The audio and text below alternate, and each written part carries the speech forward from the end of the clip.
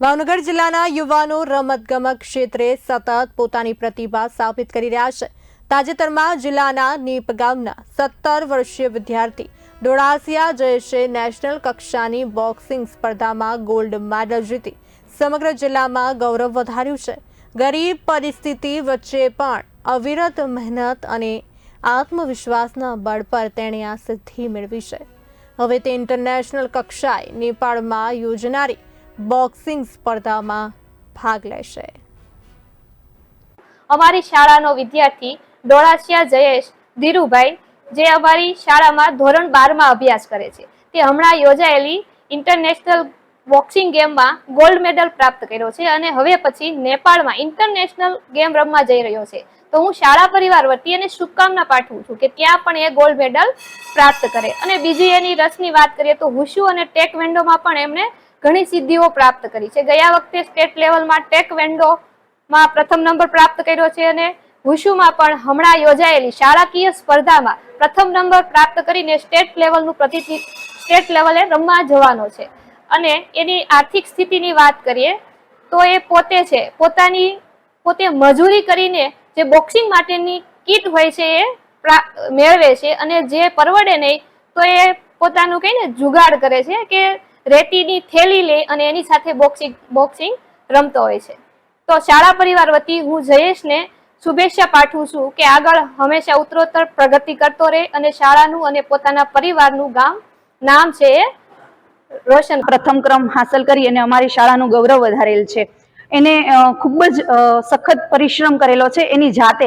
અમે એમાં કોઈ ફાળો નથી આપ્યો। એની શાળા સમય બગાડ્યા વગર શાળાએ સમયસર આવી જતો, એક પણ દિવસ ગેરહાજર રહ્યા સિવાય, અભ્યાસ છોડ્યા સિવાય એને એની જાતે મહેનત કરી છે અને એને બહુ કઠિન પરિશ્રમ કહેવાય ને એ કરેલો છે। એની જાતે એની પાસે કોઈ આવકનો બહુ જે ફેમિલી એનું છે એ નોર્મલ ફેમિલીમાંથી આવે છે એટલે આવકનો સ્ત્રોત કોઈ હોવાના છતાં એને એક થેલીની અંદર માટી ભરી અને એ રીતે એને પ્રેક્ટિસ કરી છે બોક્સિંગની અને એની રીતે આગળ આવેલો છે। અને હમણાં જે